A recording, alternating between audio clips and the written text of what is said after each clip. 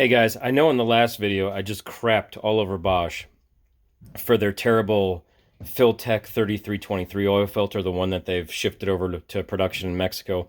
Awful product.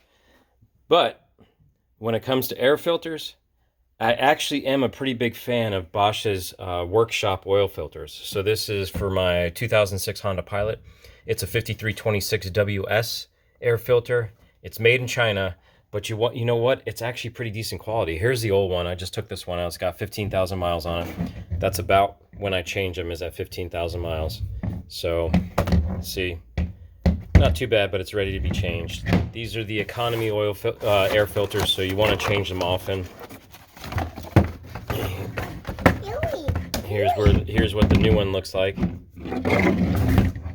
So you can see a difference between the two of them. Actually, that's how it goes. It goes this way.